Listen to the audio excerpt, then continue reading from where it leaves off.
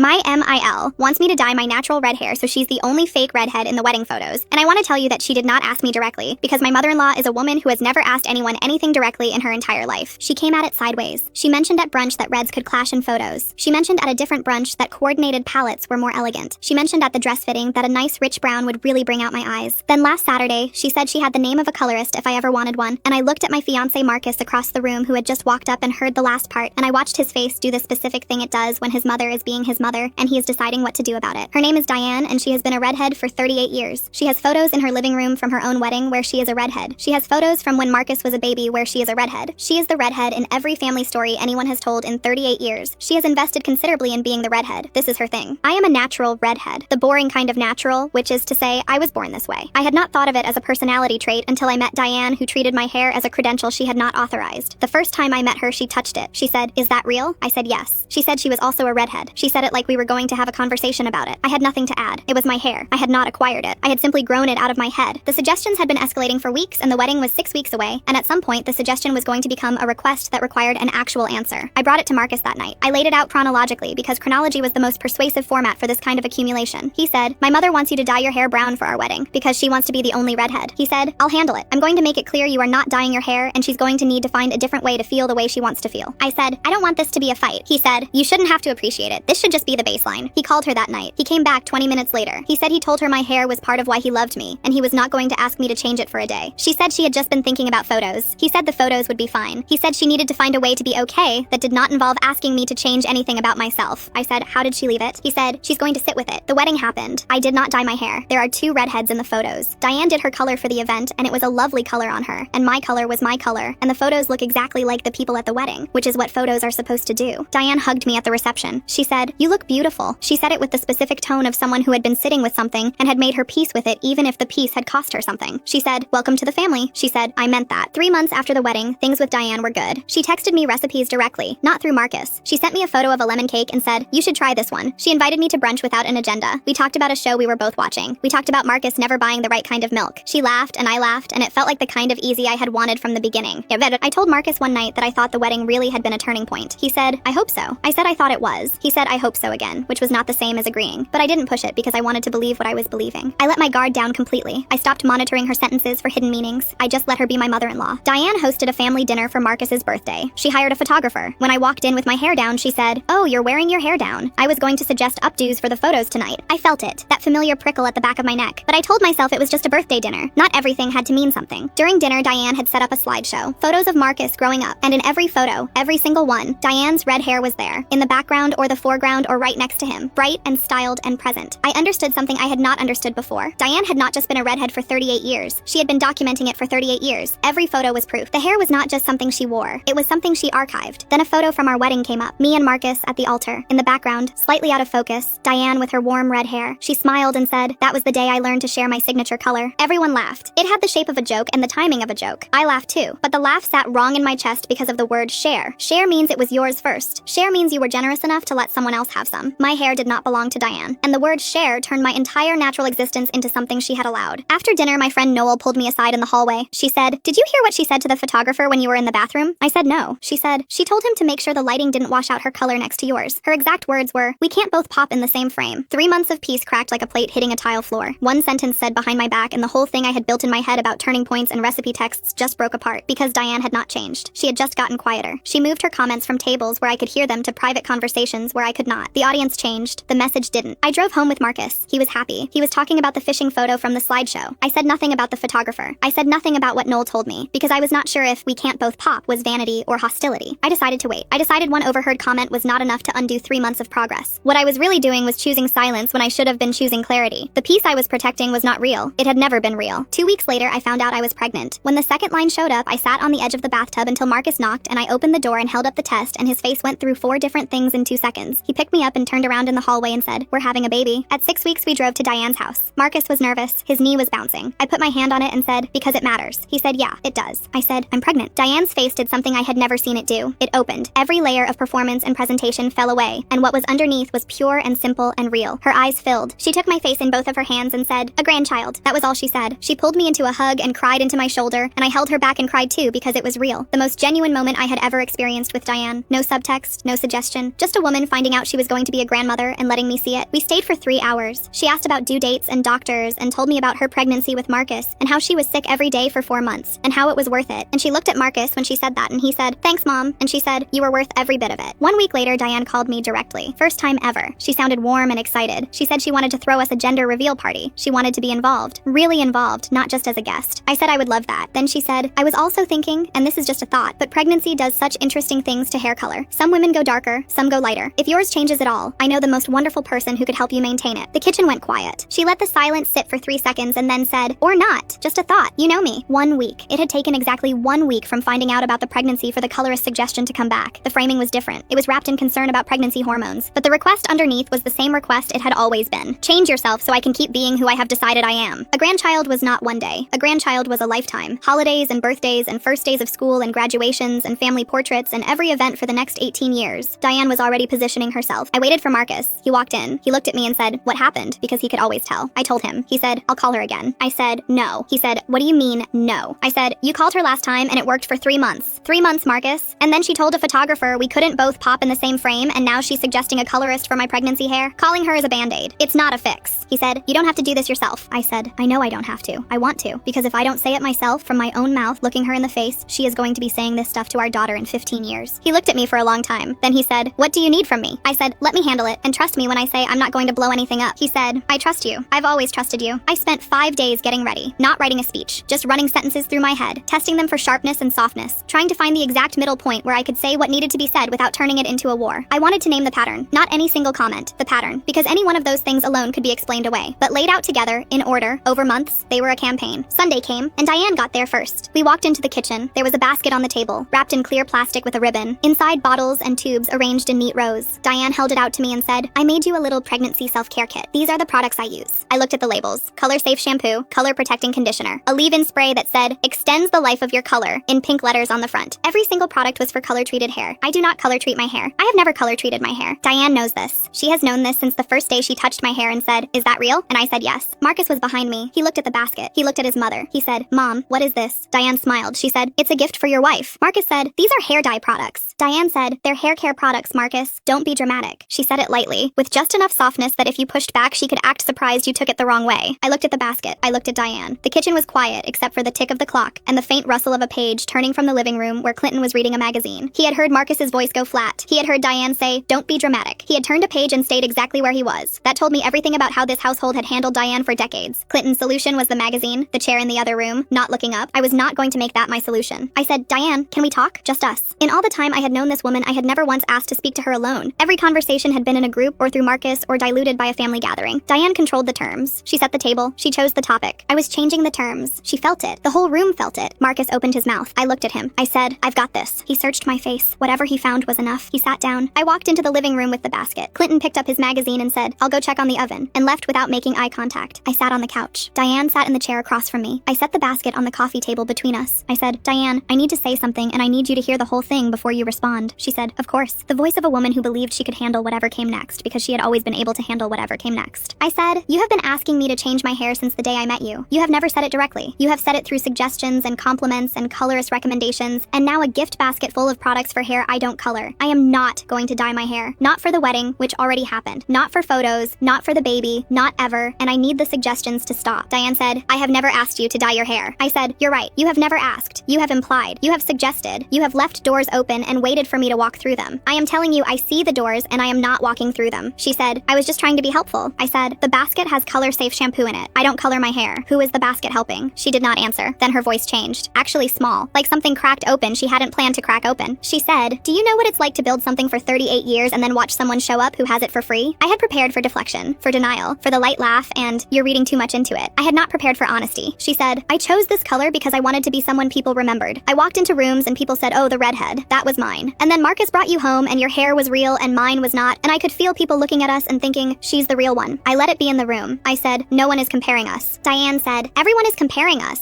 "You just don't notice because you win the comparison." I said, "There is no comparison to win. Your hair is beautiful. It has been beautiful for 38 years. But my hair is also part of who I am. And you asking me to change mine so yours feels more special is not something I can do. Not because I don't care about you, because I do. And I think you are more than your hair color. I think you have been more than your hair color this whole time, and you just never believed it." Her eyes filled. She held it at the edge. She said, "Marcus said something similar when he called me before the wedding." I said, "He did." She said, "I didn't believe him." I said, "Do you believe me?" She looked at the basket. She said, "I made that basket at 3 in the morning. I wrapped it with a ribbon. I told myself it was thoughtful." She paused. "It wasn't thoughtful, was it?" I said, "No, it wasn't." She said, "I think I have been doing this longer than I realized." I said, "I think so too." She said, "I don't know how to stop feeling like this." I said, "I'm not asking you to stop feeling it. I'm asking you to stop making it my problem to solve." She looked at me for a long time, long enough that I could hear Marcus shift in his chair in the kitchen. Then she reached forward and picked up the basket. She held it in her lap. She said, "I'll take this home." I said, "You can keep the nice conditioner. I hear it's good." Diane almost smiled. She said, "It is good, actually." I said, "Then use it yourself. You've earned it. 38 years is a long time." Then she said, "I'm sorry." She said it plainly, not sideways, not through a suggestion or a compliment, not wrapped in tissue paper or tied with a ribbon or followed by but. She said it the way I had been waiting for someone to say it since the very first brunch, where she mentioned reds could clash, directly. I said, "Thank you." She said, "I mean it." I said, "I know you do. That's why it matters." We walked back into the kitchen. Marcus looked up. I nodded. He exhaled, long and slow, like he had been holding his breath the entire time. Diane set the basket on the counter and said, "Dinner's getting cold." We ate. It was not perfect, but she did not mention my hair for the rest of the night. She passed me the potatoes. She asked Marcus about work. When we left, she hugged me at the door and held on for 1 second longer than usual. Marcus said, "What did you say to her?" I said, "The truth." He said, "And she heard it?" I said, "I think for the first time she actually heard it." 3 months later, at the gender reveal party Diane planned, there were photos of the two of us together. 2 redheads. One natural, one chosen. Both smiling.